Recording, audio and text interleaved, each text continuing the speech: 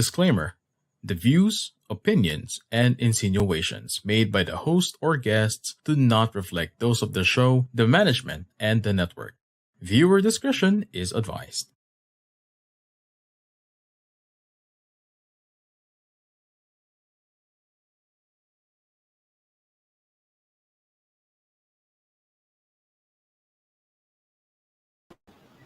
Hello, everyone. This is Coach Glacy, and I'm a certified CECC life coach and mental health coach from Life Coach Philippines, a master builder apprentice of Master Coach A, and I'm the founder and creator of Live Free Coaching Community.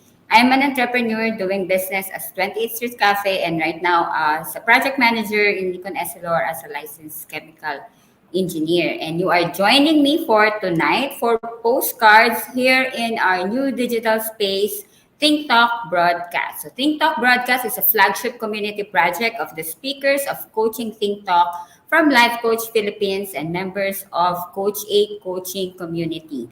Our mission is to get closer to our kindred and serve better our coaching tribe, and we envision being the go-to network for content that connects the mind, heart, and soul through the platform of life coaching.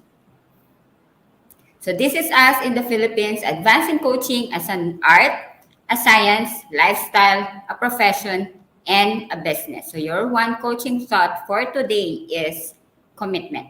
Where you commit time and energy is the most valuable in your life. So where do you put your time and energy? More of that with our guests when we come back. So we'll be back shortly.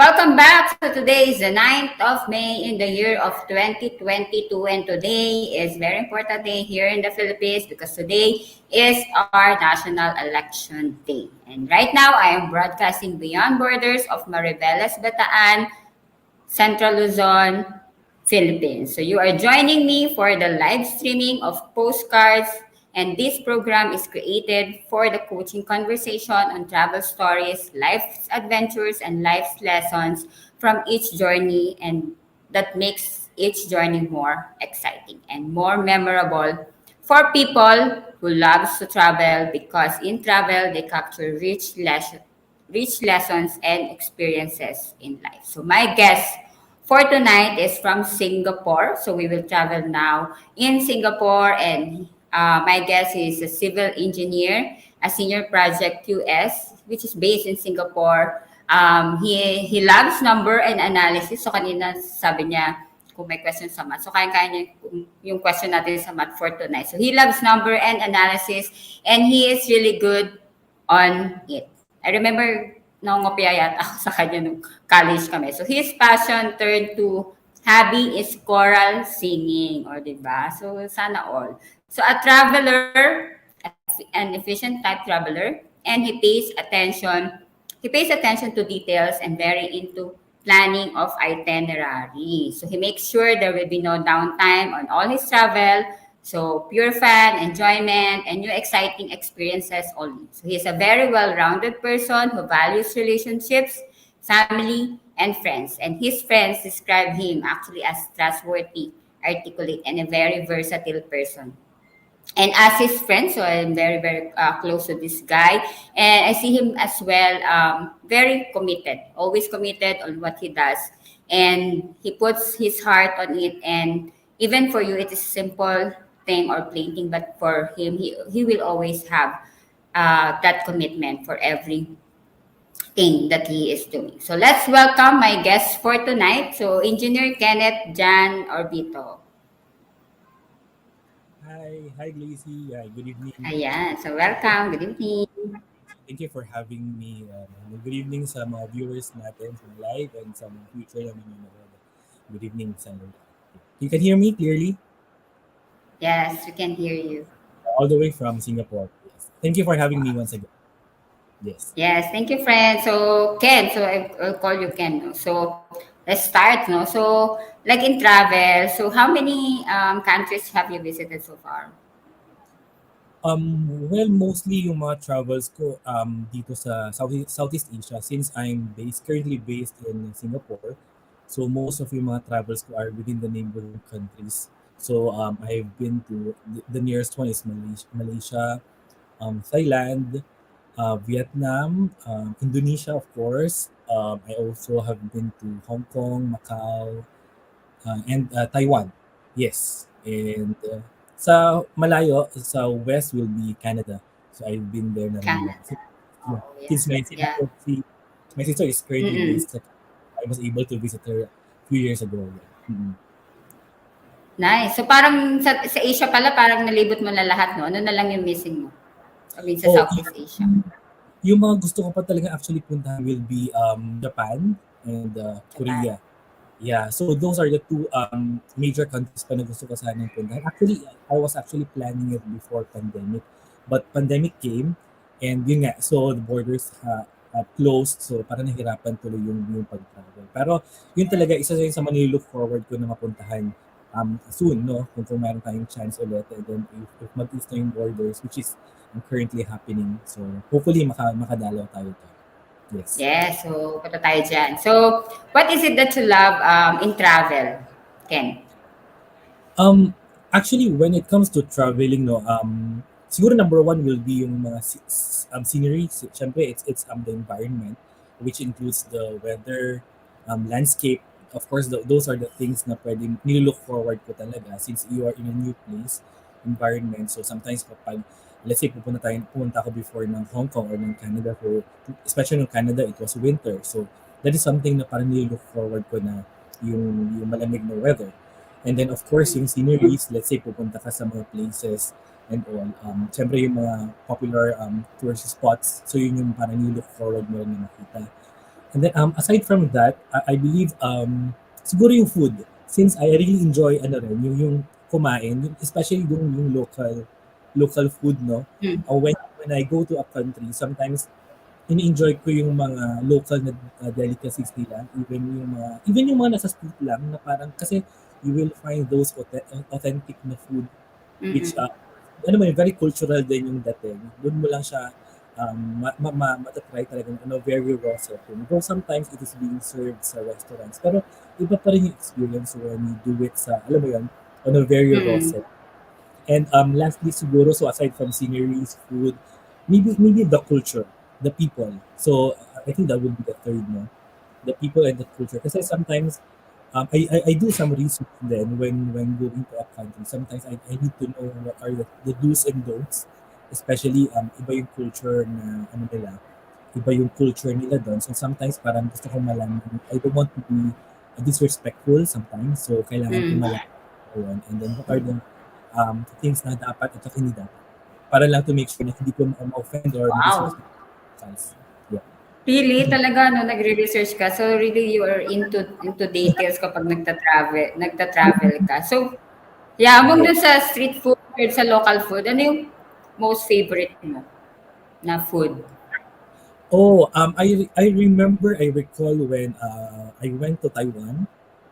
Diba? Taiwan is very famous aside sa milk tea, marami sila before na mga night markets which actually serves a lot of yung mga mostly are Chinese naman na mga dishes like dim sum, mga kung ano-ano. I really enjoyed that. I mean, wala akong particular na alala na gusto kasi most of the things, no, is parang trinay ko talaga and I really enjoyed it. Even nga yung stinky tofu, alala ko yan sa Taiwan. Tofu. So but it's stinky. It really medyo pungent talaga yung smell, pero a lot of people are actually trying it. So syempre bilang turista ka, and you really want to try. So Taiwan yung walang particular siguro. If I go back to your question, wala akong particular na alam na food siguro, pero overall what I enjoyed is yung sa Taiwan na trip ko before. Kasi, it's really every night is parang food trip. Alam mo yun? Ang marami. And then, masarap talaga. And yung milk tea. Just a quick, lang. Sabi nga ng kasama ko, parang dudugo na ata kami ng milk tea kasi parang hindi ata kami nagtutubig. Kasi parang, alam mo yun, every time na may milk tea shop, we want to try. Since the nag-order yung milk tea. Yeah, connecting. Natatawa ko wag sinabi mo milk tea. Kasi parang nung nasa Taiwan din ako, pagkagising, parang yun lang yung breakfast ko. Like every day or like 3 times a day, you drink the milk tea. And I don't know why, like the milk tea in Taiwan, it's very different, no? Even kahit nagtayo na sila ng same branch here in the Philippines. Maybe like on the ingredients. No? How about Ken? Like favorite place you have visited so far? Best place you have traveled? I am actually torn between sa Canada since yun yung pinakamalayo. And then it was the first very long haul flight na. And of course nandun yung experience with snow and all. Pero I still want to go back to memorable na place will be Hong Kong. Dahil sa Disneyland. It's just that it has been a childhood somehow na alam mo yun, as a child growing up. So parang you will see these places and then parang when I went there first time, parang na-relieve lang yung childhood feeling mo na there was a time in your life na parang gusto kong pumunta as a child. But since syempre very limited ng resources before and only when we get the chance to have enough resources and then when I went there the first time, I remember na parang I felt years younger kasi parang I just enjoy kahit na adult na pero since nasa Disneyland ka, you still feel yung parang yung magic, parang ganun. Alam mo yun, yung it brings back a lot of memories childhood. Parang you get to see the castle, may mga princesses or may mga cartoon characters na nakikita mo sa TV and then they are actually naka-mascot and all. So, dahil siguro yung feeling na naramdaman ko when I went there, kaya na-enjoy ko yun. It comes with the feeling, aside from the places it's nice, syempre, it's Disneyland. So, with the feeling, kung mas lalo maging memorable. Yeah. So pag like when you travel, ano yung connected do sa feeling, no? Ano yung nadadala mong feeling after ka nag-travel? Like when you go back to your sorry, hindi mahina yung connection. pag nag-travel ka, Ken, like you got so when you travel, no, na connect ko do sa feelings na you remember. Pag nag-travel ka, you visit places, ano yung nadadala mo pabalik dun sa like where you are based after the travel? Ano yung usually like memories or feeling na nadadala mo? Siguro yung feeling, of course sometimes we travel to to refresh and rejuvenate mo. So sometimes after mo mag-travel, so it's a quick getaway sa current life mo. Sa stress, especially here in Singapore kasi parang it's just we are just here to really work, no? So it's a quick escape, so somehow na-rejuvenate yung feeling mo, you get to be more eager ulit na magtrabaho, so nandun yung passion mo, nandun yung enthusiasm mo na okay, na-reset ulit yung feeling, mas ganado ka mag-work para makapag-travel ka ulit soon. And then of course yung aside from yung feelings is parang na-feel ko din na parang yung privilege of anyway, the feeling of being grateful ka kasi parang I get to do these places. Let's face it, it's hindi rin naman talaga mura. You really need to spend I mean, especially kung shopping or so there's really a budget to be so with that, you feel na pag-travel ka. Especially, I recall, gusto ko mag-travel, but I can't do that kasi meron tayong limited resources, but now I get to travel. So there's a feeling of parang mas naging grateful ka. And then of course, yung learning na nakikita mo sa mga places na pinupuntahan mo, like yung culture nila, parang ganito pala sila doon or something. Parang they're disciplined sila when it comes sa mga public places, here and there. So alam mo yan, nakakatuwang yung ganong exposition mo sa mga lugar na yun. Yeah, so medyo naka-cut ka lang ng konti, 'no? So, nakuha ko like yung energy when you come back and, like a kind of reward and the sense of like feeling that you have already achieved and you have achieved something because you are able to spend, di ba? And, the learnings aside from the culture that you discover. So, with that, Ken, so ano yung lessons that top three lessons that you have with the travel experience so far? Siguro lesson overall no when it comes to traveling, I would say na you really need to enjoy, especially when seize the moment, parang gano'n, you only live once. So when you travel, parang i-maximize mo yung feeling. Ito sa my personal opinion, no, parang other people would travel and then parang take a lot of photo just to post on social media. But we tend to forget to enjoy that very moment. So yun yung isa sa mga naiisip ko na parang when you travel, ako kasi ganun eh. So sometimes I take some time to just enjoy that moment before taking a lot of photos. Kasi yung photos is not necessarily to post sa social media. Sometimes it's for my own safekeeping. Alam mo, when you see that photo, you will get to remember the feeling involved on that. Dito yung next site ako dito. We are on top of this tower or whatsoever. So, alam mo yun, you don't miss the chance yung moment na yun. Alam mo yun, yung i-catch mo yung moment na yun, experience it, and then, alam mo, i-savor mo yung moment na yun. Wag masyadong, alam mo yun, yung ganito, ganyan, picture kailangan maganda ako here and there. So, just, enjoy that moment. Parang ganun. So, a lesson, aside from that, yeah, of course, aside from, mako-compare mo rin kasi when you go to places, no, yung privilege, yung local culture, yung mga nagagawa nila, developments na sa countries, alam mo yan, na sometimes, especially let's say Singapore, when I first came in here, so parang it's a first world country, na parang, possible pala yung ganitong development and possible din pala na ma-instill yung ganitong discipline sa citizens, no? Parang sometimes we get to compare it with our own countrymen na parang sana tayo rin, discipline tulad nila. Sana tayo rin yung developments is, alam mo yun, nagagawa rin sa Philippines. Though we are getting there, no? Parang gano'n. So parang nako-compare mo in a way na parang na-inspire ka lalo na parang gusto mo rin gawing gano'n. Alam mo, in your own little way. Alam mo yun, parang, for example, dito, just a short, experience. Pag tumatawid dito, talagang fina-follow yung pedestrian, parang alam mo yun, the discipline is really there. And then, when I go back to the Philippines, sometimes parang medyo conscious din ako sa pagtawid, parang hinahanap ko yung pedestrian. Sometimes, sa atin, we don't really, not all naman, sometimes, meron tayong tendency not to care, parang tawid lang. Parang, alam mo, yung discipline na na-instill, yung lesson na yun, is nadadala mo.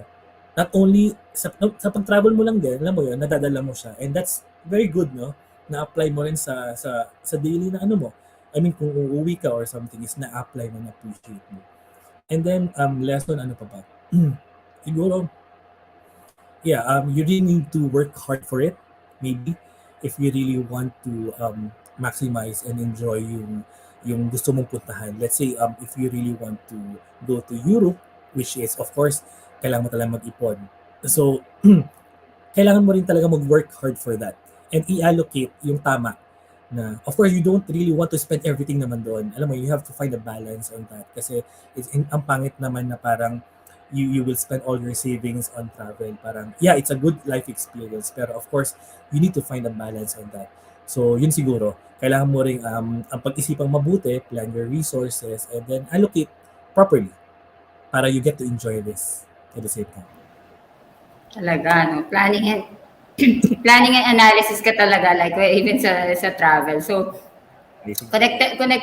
connecting ako doon sa like yung seize the moment and enjoy mo yung view wherever you are. Kasi lalo ngayon, no, sa digital, mga like sa camera. So, iba kasi din yung nakikita ng mata with the lens of the camera. So, iba din yung feeling ng nandun ka talaga sa lugar, and then hindi yung sa pagbalik mo na lang, titignan mo na lang yung photos mo. Iba talaga yung feeling. So, connecting ako dun. Among dun sa tatlo na share mo, Ken, ano yung we think na you have really applied into your life right now? Siguro yung number one, yung seize the moment, parang gano'n. Aside from traveling, in life, I feel na parang, though it's very good, lazy to plan sometimes in Mm. it's good, it's a good practice, no? But sometimes, sabi nga nila, too much planning for the future, you actually forget to enjoy the present. And Yeah. the present moment is what really matters. Kasi the future is it's a volatile, parang it's a fluid, it continues to move no matter how plans. I have a friend na kausap ko before na parang na-share ko sa kanya na no matter how we plan yung future, kahit na planado yan, it can still Mm. change. Alam mo yan? And since we are already putting our mind in the future, no, we forget na there are a lot of things presently that we failed to enjoy, we failed to see. Kasi we are too much invested and focused on the future. So yun siguro, which in life, parang ganun, if you are, alam mo yun, let's say just a simple, ano lang siguro, simple, ano ba, scenario, parang ganun, whenever you are with your friends. Of course, sometimes meron kang iniisip na timing mo, kailangan by this time, uuwi na ako or makailangan pumunta. You are too focused on that, parang iniisip mo, oh, by this time, umuwi ka na. Pero during that moment na nagbabonding kayo ng friends mo, you miss the joke. Alam mo yun? Mm. That moment na alam na may nakakatawa or you miss that bonding since you are too Mm. much sa next mong gagawin. So yun siguro. Or iniisip mo na yung Monday, no? So, kunyari Sunday kayo lumabas, naisip mo na yung Monday. Ano ba yung mga meetings ko ng Monday? So, hashtag guilty ako din. So, Pero speaking of present, yeah. guilty din.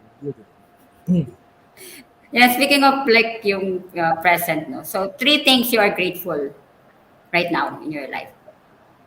Oh, okay. Right now, number one siguro with the current situation ng pandemic, number one, I am healthy. So yun. A lot of my friends, just a quick sharing. May mga friends ako, close encounter, even yung mga naging housemates ko dito, nagkaroon ng COVID. So, though hindi naman sila sobrang malala yung naging symptoms nila, but the fact that they caught the virus na parang, so ako, I never pa ako hindi ko pa na-catch yung virus, which I'm very thankful.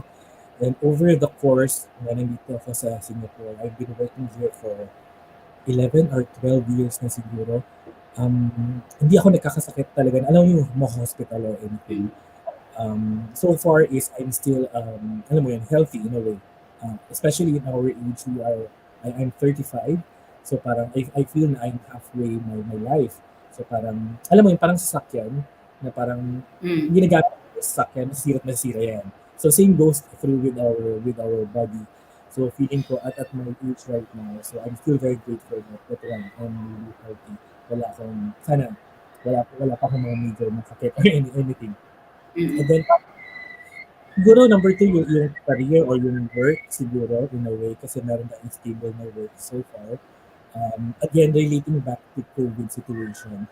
Ang dami ko kasi nakita ng mga, I've seen a lot of my friends and acquaintances who are actually working here. And then during COVID came, they were returned.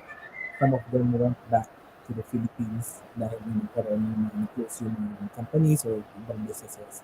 So I'm really grateful that I'm still here. Kahit pa paano, thriving pa rin yung company namin.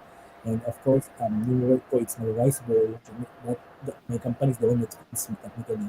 I'm grateful naman pa rin yung work ng career. And ano pa ba?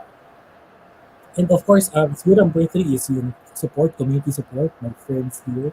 Kasi I feel when you are working abroad, you really need to have a core or really a support group or community. Kasi you are away from your family, you are away from your country. It's a different culture, it's a different country. So you find family in your friends sa mga community mo. And I feel na I have that kind of support and community. Kasi aside from my friends here, I am also actively participating sa mga like what you said earlier sa Coral City meron akong mga prayer groups. I have three groups. No? So Wow. I met people and then eventually naging friends mo sila sa community. So it helped you na it helped you na i-continue yung life mo dito. And then you get to look forward, and for example yung sa choral singing, meron kaming service every Sunday. So that's something na nililook forward ko rin na ginagawa. So it helped me to not just only work here in Singapore but to work and live. Kasi hindi lang siya working na trabaho. You also get to live kasi meron kang ibang ginagawa. You are also living a life dito sa ibang bansa. Wow. So thank you for sharing, Ken. So I remember nga, so ano ka, like way back, di ba, in high school, like you're really into sa choir. So sabi nga natin kanina, sabi ko nga kanina sa back end eh. So pangarap ko din sana maging singer. Joke lang. Pero iba yung binigay ni Gan. Like iba-iba tayo ng like gifts, di ba, na binibigay sa atin. So balik tayo dun sa when it comes to sa travel. Kanina na-share mo yung memorable travel mo na like yung sa feeling of happy or like the kid feeling of enjoyment sa Disneyland. So ano naman yung memorable sa'yo dahil hindi naging maganda yung outcome yung travel na yun? Kung meron. Hindi naging maganda. Not really. Siguro lang, short, maliit na situation or experience lang. We were in Thailand. So I don't know, for some weird reason nung nagsumakay kami ng taxi, parang yung driver namin or yung Grab driver or yung taxi driver is I think nakainom. So parang kasi nung nag-drive siya, talagang mabilis, tapos biglang magbe-brake siya. Alam mo yun na parang tas ang dami yung sinasabi, of course, in local language. So parang feeling namin is lasing siya or nakainom. Though hindi namin naaamoy, pero parang merong something sa kanya. So tatlo kami before na nasa likod ng sasakyan. So we were actually, alam mo yun, parang gusto na namin sabihin sa kanya na ibaba na kami halfway. Pero he keeps on insisting, no, I will send you. Pero yung manner of driving niya is really parang kaskasero. Kapag maluwag yung kalsada, talagang bibilisan niya, and then he will parang mag-swerve siya here and there. So parang kinakabahan kami noon, no? Parang nung malapit na kami, nakita namin yung destination, parang kahit nandun pa siya sa kabilang kanto, as in, no, it's here, parang okay na kami.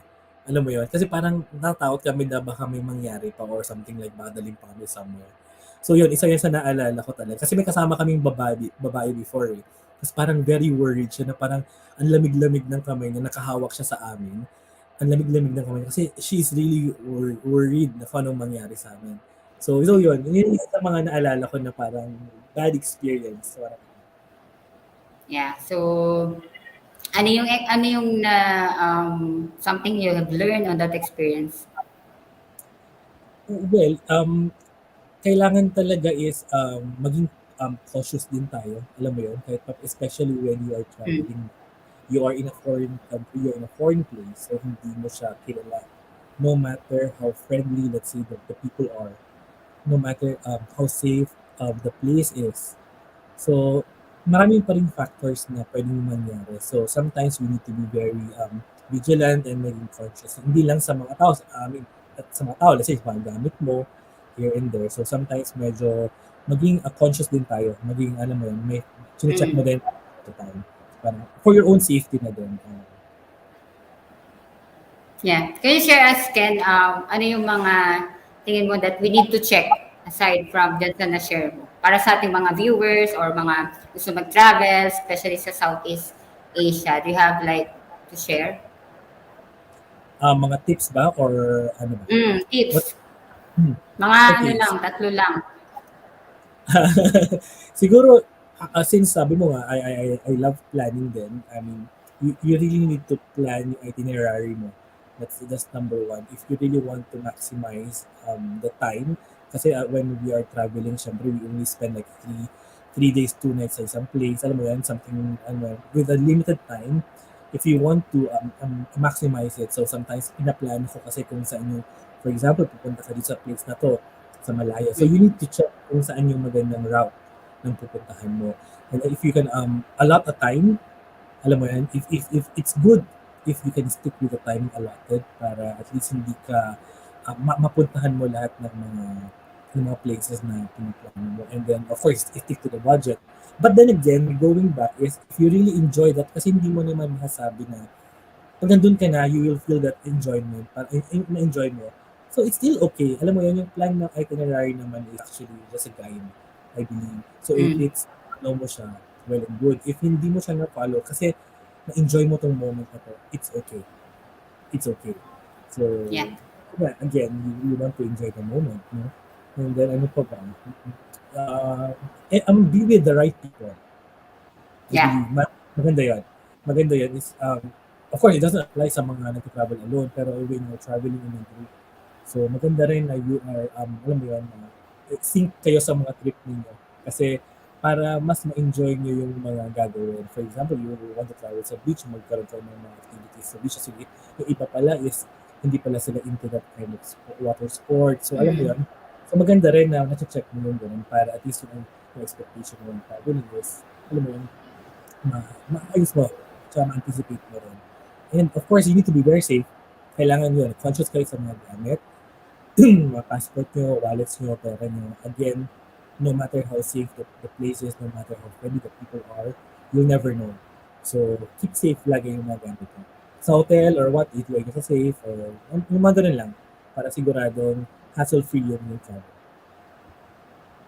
Yeah, so thank you, no. So dun sa sa people. So 'di ba sabi nga nila sa travel natin nakikilala din yung mga tao or who kung sino yung nakakasama natin sa travel. And then after kapag hindi natin masyadong gusto, so next time hindi na siya kasama. So it's very very important yung being with the right people. And of course, applicable din sa life natin. So, Ken, right now, so we are to pause for a break and then as we come back, no, we are gonna dive in dun sa life mo Singapore and we will have the tour in Singapore so for our viewers. So, wait for us as we travel you in Singapore. And also, so for our guests, for our viewers and for our audience and for those who will watch this on the replay, so we have prizes to be given away. So it's a round trip ticket. So for two, so we are looking for two lucky winners of a round trip ticket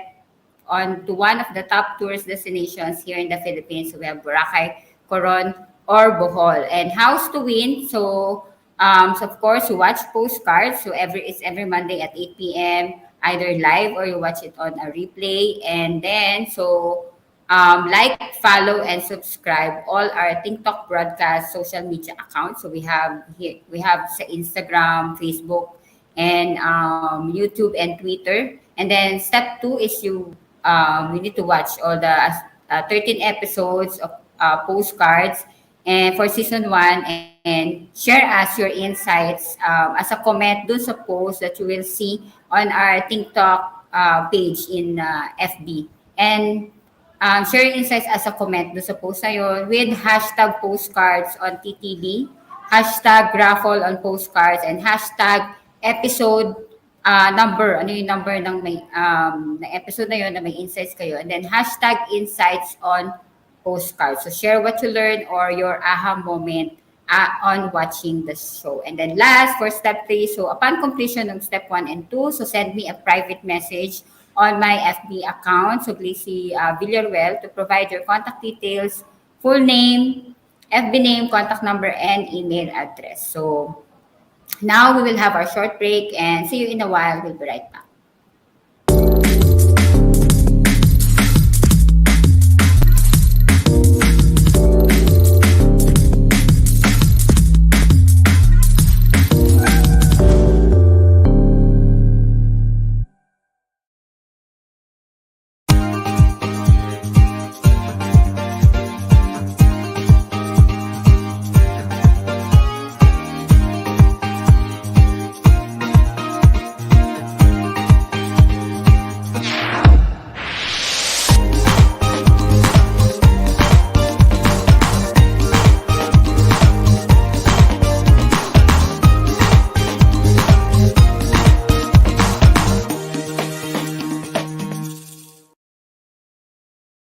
As a business owner, are you overwhelmed by the need to post beautiful, engaging content every single day?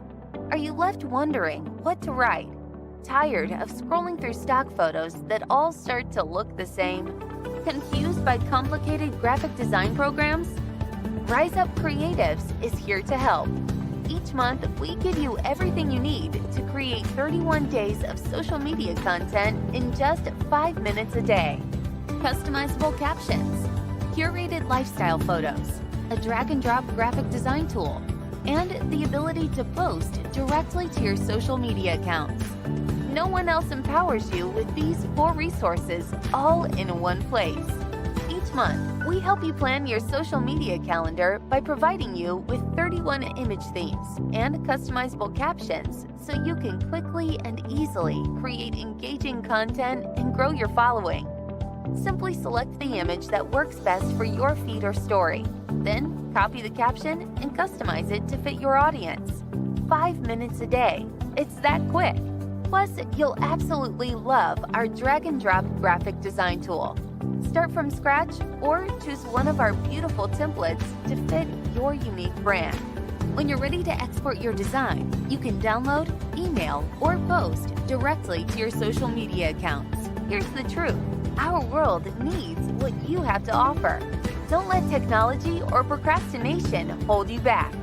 Rise Up Creatives is more than an online resource. We're a community helping you overcome your biggest barriers to reach your greatest goals. We're here to help you rise up and be creative.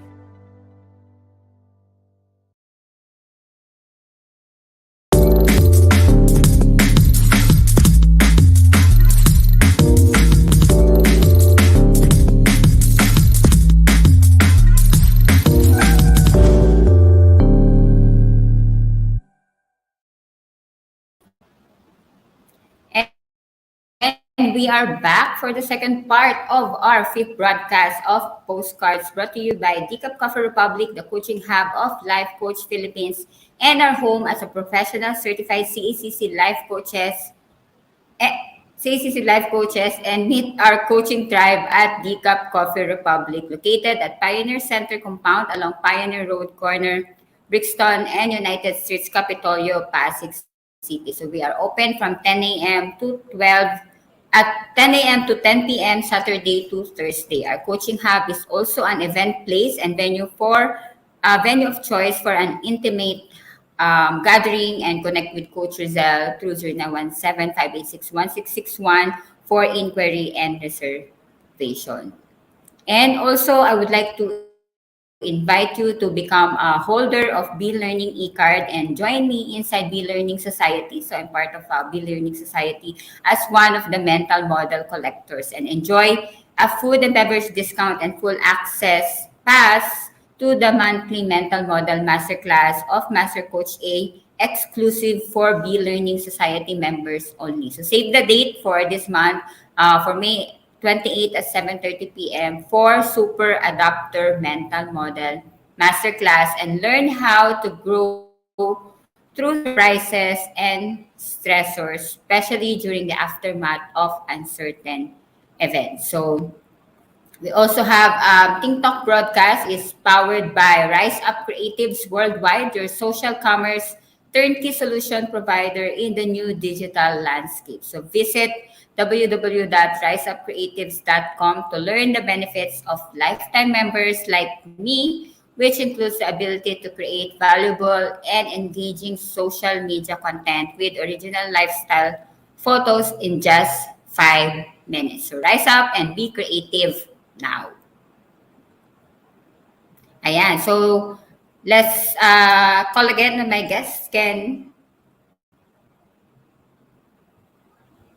Ayan. So, welcome back sa second part na tayo. So, for our second part, so bago tayo pumunta dun sa travel mo sa Singapore. So, let's do some fun on fast talk. So, mamimili ka dun sa, sa sabihin ko na like if we are to draw yung ideal trip mo or yung gusto mong trip. So, ito yung choices.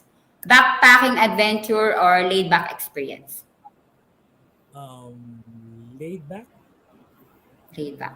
Beach or mountain? Mountain. Cloudy or sunny? Sunny. So sun. Sunset or sunrise? Sunset. Tent or hammock? 10. Beer or coffee? Both. Gusto ko ng beer pag mag-travel, pero I'm also a coffee drinker. Pwede both? Pwede. Apero or midnight? Pero yung like yung pahapon or midnight chill. Midnight chill.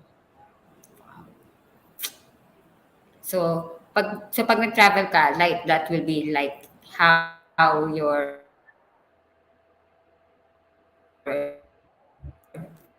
trip will be.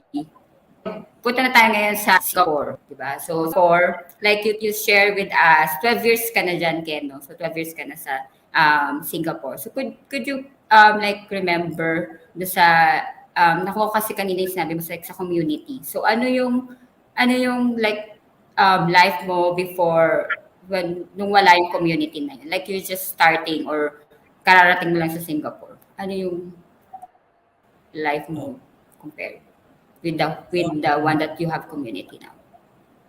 So yung previously when I started here in Singapore, syempre parang first time mo you tend to focus more on your work. Alam mo yan na parang work ka Monday to Saturday, and then pag nasa bahay ka, you will do your usual household chores, maglaba, maglilinis ang bahay. So it has become our routine, no? Parang gano'n.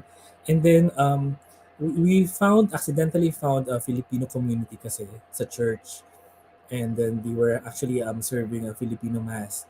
So it was by accident we found this group. So parang actually malayo pa nga siya sa bahay. Malayo siya. So it just nahuli kami sa what happened was nahuli kami doon sa usual na mass na pinupuntahan namin. And then wala kaming na-delay ata yung bus parang gano'n, na-delay yung bus. So late na kami for mass. And then we tried to search online kung saan pa yung mga churches na merong misa ng ganong oras. And then we found this one. And then, so nakita namin, it's a Filipino mass, Tagalog mass pala siya. And then, dun, nakita kami na siguro they saw us as new faces. So they invited us na kung pwedeng mag-join sa community, and then we did. So then after, so na-introduce kami sa choral singing. So after that, naging naging part na siya ng commitment namin since we were invited, and na-enjoy din naman namin yung people in the group. So napunta na kami sa choral singing, which we also do last time in the Philippines. So okay naman until naging na siya, part na siya ng parang life ko dito, na parang alam mo yun, meron kang look forward every time aside from work mo, meron kang ibang pinagkakaabang.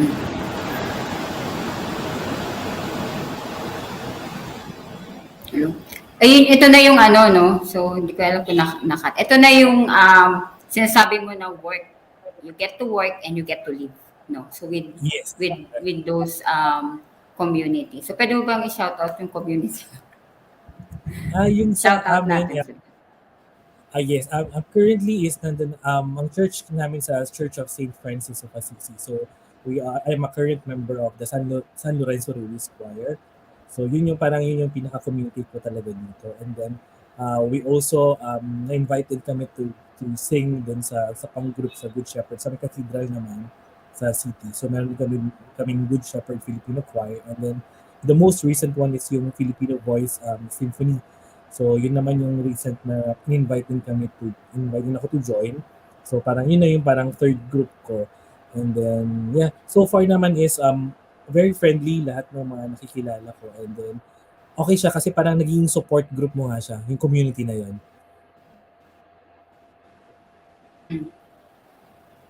Yeah, so very thankful tayo dun sa community na yun. So ito na, magpupunta na tayo sa mga favorite places mo sa Singapore. Ayan, para sa mga viewers natin. So, Master E?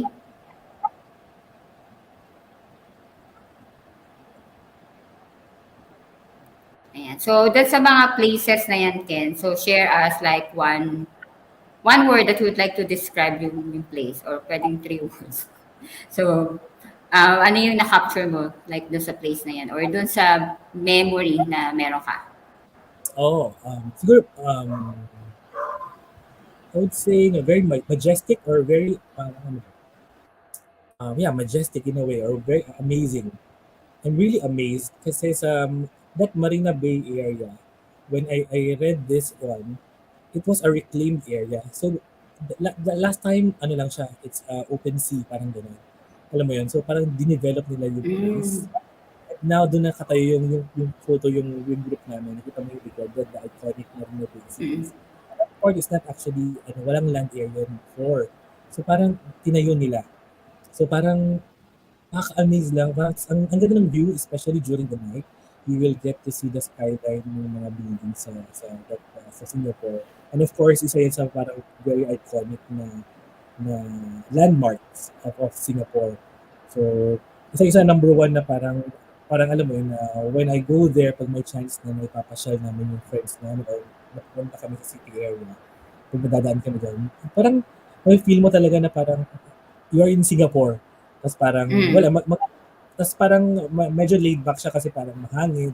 Alam mo yun? Maraming buildings pero ang dami mga tao naglalakad.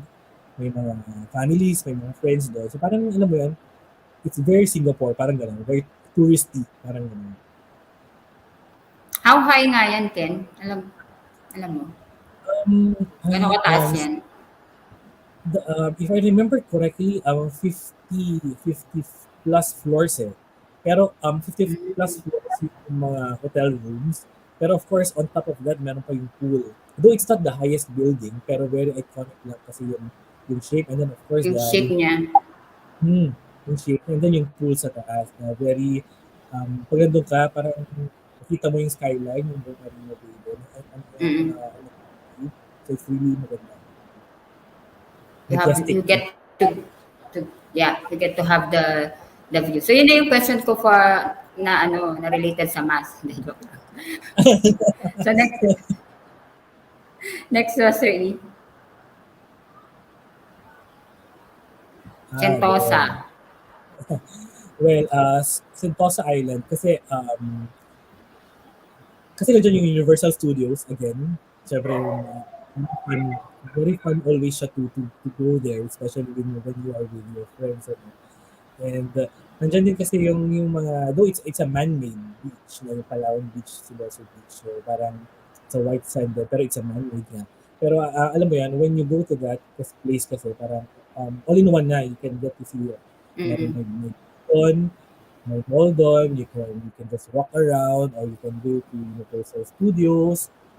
Alam mo, yung mga rides here and there. So parang, alam mo, it's really parang fun place. It's a fun place to go. Parang you can spend your entire day, not even enough, kasi Universal Studios pa lang, one whole day na yan. Or go out after that, marami ka pang pwedeng and just walking around that place, so alam mo yun, it's free, so alam mo yun, so, except sa Universal Studios, pero you just walk around Sentosa, parang maganda, alam mo, nakaka-relax, and then maganda yung mga makikita mo, even during the night, so it's really fun to be there, to go there. Oh, interesting. Hindi ko pa na-try yung night. Anong favorite mong dyan, ride? Siguro yung indoor na roller coaster, yung Mummy. yung nasa labas. Yung nasa labas, pero I feel na parang I can ride that, pero once lang siguro. Pag ulitin, hindi ko na kaya. I feel it's too extreme for me. Parang pause ka after kasi kakasigaw mo talaga. It's good for Tinry mo ba yung nakalutang yung paa mo? Yung bumabaliktad? Yung nakasabi. Yeah, I did. Talagang walang pahinga na sigaw. Alam mo yun? Alam mo yung ibang roller coaster, pag mataas lang, pag bababa sisigaw. Yun is parang all through sigaw. So, it's fun. Yeah. So shoutouts, naalala ko yung ginili namin yung mga friends ko sa life coaching. So, favorite din namin yan. Favorite na mga bata pala. Yung mga tita, yung mga Ferris wheel lang, chill lang. So, wag yung masyadong extreme. So, ano next natin? Yeah. Okay. Kaya ako sinama to. Kasi yung Singapore is known for as a garden city country. Tapos people will see it na parang feeling mo parang mga buildings, mga man-made lahat. So recently ko lang din actually na-discover to, na-introduce kami sa kaibigan namin na may mga places pala dito na parang not really develop, pero yung mga daanan is somehow dinevelop. Pero mga natural setting pa rin siya na meron palang mga areas na ganyan na nasa gitna ng city. I remember yung una ko napunta dyan, parang narinig ko yung mga ibon, may mga hayop on their natural habitat. Yung nakita may squirrel, may nakita pa kaming baboy ramo last time. So parang, that is something new to me. Na parang never in my life may isip ko na parang, meron palang ganyan sa Singapore na on a natural setting. You will get to see this animals sa zoo. Yes. Pero to see it on a very natural setting, it amazed me na parang meron pala. And a lot of people are actually going there, especially during yung pandemic period, kasi people are not cannot travel outside Singapore. So parang mas na-promote ngayon yung parang mga nature parks, yung mga nature parks nila dito. So it's free. You just go around, maglakad ka. May mga reservoir sila dito na alam mo yan, you can walk around for how many hours. It's a good form of exercise and you get to enjoy the views and see the nature, parang ganun. Nice. And also dun sa Singapore, di ba? Like, yung sa mga buildings. So, sa first time ko, sa Singapore ko na nakita yung mga maraming plants. And talagang totoo yung mga plants nila. And na-balance nila yung sa, like what you said. So, yung sa mga daan. Ang daming puno, no? So, so yun sana like in all places na mag-visit natin na city is they get to have that feeling as well. Totoo. Yes, tama. Yeah. Next, Mas Ray. Ayan. So, last na natin to. Changi. Ito din, di ba? Ang daming plans. Oo. Kasi aside from, of course, Singapore is known for sa kanilang airports. So it's how many times na naging best airport ang Changi sa world, kasi it's really magandang facility. And of course, yung recently yung the Jewel, yung bagong building, very iconic yung photo na yan.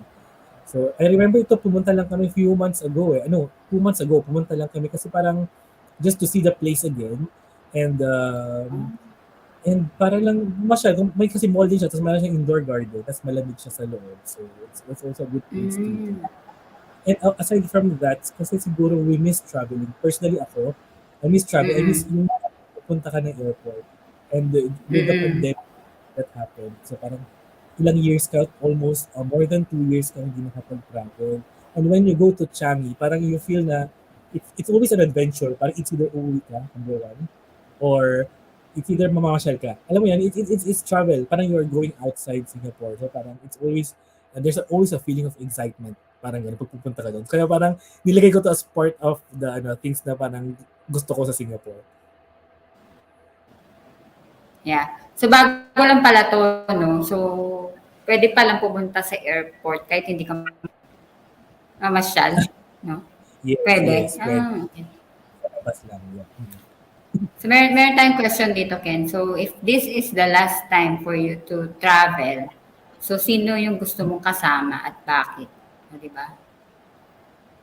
Wow, last time to travel. It will be ironic. My answer will be very ironic, no? Kasi I would prefer to travel alone. Kasi number one, ito ko yung nagagawa. It will be my last time to travel. Gusto kong makapag-travel ng ako lang. Siguro dahil number one, hindi ko pa siya nagagawa. It will be a new experience for me. And it will be the last, since ito yung last time na travel ako. And then siguro, it's time for me to reflect. Maybe it's a good time for me to look back. Alam mo yan, make some time for myself na rin siguro. Or maybe, makilala mo lalo yung sarili mo, makapag-reflect ka lang sa life mo. Enjoy na. So again, it's very ironic. Wala akong gusto isasama siguro. Isasama ko yung sarili ko. Alam mo yun? Oo, kasi kikilalanin mo yung sarili mo eh. So you will bring your virtual self para as you travel, parang alam mo yan, makikilala mo kung sino ka talaga. More deeper connection sa sarili mo. Yun siguro. Do you have a place in mind? Would you want to experience that solo travel? Um, Siguro walang particular place, pero it will be in the Philippines. Kasi hindi ako nakapag-travel talaga, Glacy, sa Philippines, eh. Mm-hmm. Nung Diyan ako sa nung sa base pa ako sa Philippines, hindi ako I didn't get a chance to travel around. So, nung nandito ako, doon ako nakapag-travel. But then again, Southeast Asia countries. So, isa yun sa mga parang goal ko na given a chance, gusto ko mag-travel sa Philippines. So, kung saan yung lugar na yon hindi ko sigurado. Pero, feeling ko it will be on a beach setting. Though gusto ko initially is mountain. Pero kung alone with myself, para siguro masarap mag-moment or alam mo yun, Oh. mag-reflect sa sunset na para alam mo yun, you just get to see the horizon. Mm. Maybe, Yeah, mahirap. Yes. Mahirap, ay baka manalo ka dun sa natin sa prizes, mag-join ka. Mahirap magsolo sa bundok. Natatawa ako. Mahirap magsolo sa bundok. Yes. So maybe on a beach, destination. Ganun na lang siguro. Para laid back, relax, and then parang just a good place for you to reflect. Parang ganun, with the beach. Parang ganun. Yeah. So Ken, ano yung other than experience yung solo travel, ano yung mga gusto mo pang experience sa life mo on this season? Experience, just in life in general. Lalim. So, ano yung experience. ulit? I didn't get that. Like, ano pa yung mga gusto mong i-try or gusto mo pang ma-experience sa life mo? Ano yung mga things na parang ito, kailangan magawa ko to? I mean, gusto ko tong gawin, gusto ko ma-experience to. Ano yung mga yun? Can you share us some? Siguro, ma-experience na lang, yung to be in the academy, magturo. Kasi I felt na parang may mga gusto pa akong i-share. Hindi lang sa mga students, and sa mga ibang mga youngsters siguro. Na alam mo yun, aside from the lessons siguro sa school or whatsoever. Also lessons in life, parang yun, alam mo yun. Kasi parang feeling ko gusto ko magturo. Isa yun sa mga parang ko in a way na parang nung magka-college tayo, actually parang gusto kong sabihin na parang may part sa akin na gusto ng education. Pero I felt na parang baka hindi to gusto ng parents in a way. Parang yun. Kaya nakimupo na tayo sa engineering. Pero given the chance in my life, sabi ko, on the latter part na siguro. Kasi you won't be doing it for a living naman. You will be just doing it for vocation or parang hobby. So yun sa mga gusto kong i-try actually.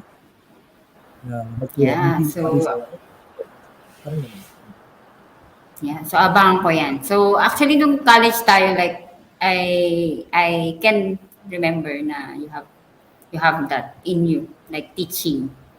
So, di ba? Like what your friends describe you. So I'm looking forward on that, Ken. So lesson ko so bago mag-end. So thank you sa lahat ng mga sharing mo, Ken.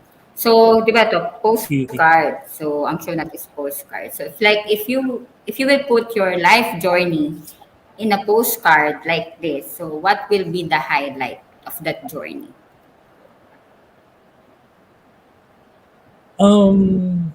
Siguro I envision myself surrounded with people, mga friends. Parang ganun. On a postcard na parang people come and go in our lives, parang ganun. Kung may lalagay siya sa postcard, yung picture ko or whatsoever, maybe myself and then a lot of people behind me or surrounding me.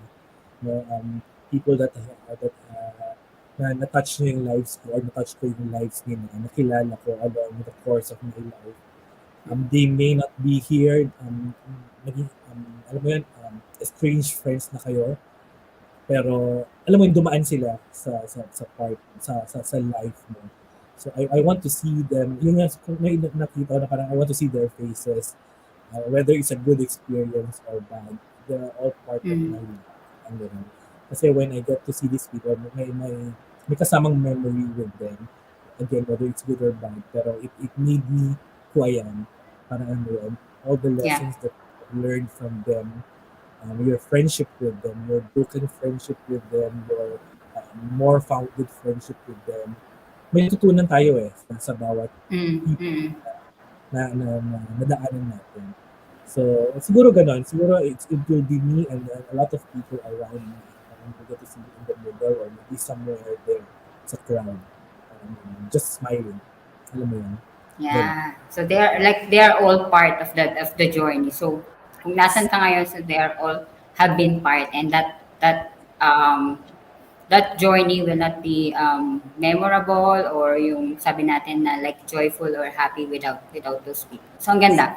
Ganda niya. So thank you, Ken. So thank you for tonight. Thank you for saying yes, and thank you for blessing us with your story and your adventure. So for our viewers, so thank you for supporting postcards, and whether you are joining us live or watching on a replay, so please do leave a comment to share your insights, circulate the link of this video, and please don't keep us a secret. And if you are interested to embark on a journey of becoming a professional certified life coach like me, so maybe si Kenneth din, no? So Master Coach A offers co-actively co-create life coach certification program with CPD accreditation and 40 credit units. So life coaching is a 21st century learning experience that is empowering professionals to enhance their skills in multiple domains, thereby increasing their relevance in an increasingly complex workplace and dynamic business environment. So CACC course includes a 21-day web-based learning with lifetime access to the live face-to-face coaching bootcamps. Nagbabalik na aming face-to-face with Master Coach A, and 3-day live virtual business bootcamp with senior coaching team. So the program package also comes with done for you coaching programs and many other bonuses. So connect now with Coach Rizal through 0917-586-1661 to discover that opportunities waiting for you in the second fastest growing industry in the world today. So mark your calendar for June 18 and 25 for the face-to-face life coach certification class at the function hall of Teacup Coffee Republic. And I invite you also to watch the other shows hosted here at Think Talk Broadcast. So please follow, subscribe, and engage in our social media accounts at Think Talk underscore TV on Twitter and Instagram, and Think Dash Talk Broadcast on YouTube, and give us your review. So for partnership and collaboration, so please connect with Coach Rizal at 0917-586-1661. So for tonight, so we have my guest, Engineer Kenneth Jann Orbito. So it's very dear to me. So as what he have shared to us, like the value of the community and the value of the people surrounding us. So let's really like appreciate the people around us, and let's really be careful, or let's be really vigilant with the people that we choose to be with, because it's very important. Community and ecology is very important, especially to where you want to be or to who you want to become. So, ayan. So, see you on our next episode of Postcards. So, on May 16, 2022. So, live here at Think Talk Broadcast. So, this is us in the Philippines, broadcasting beyond borders and advancing life coaching worldwide. So, love, bam, boom. Love, bam, boom. Thank you. Bye.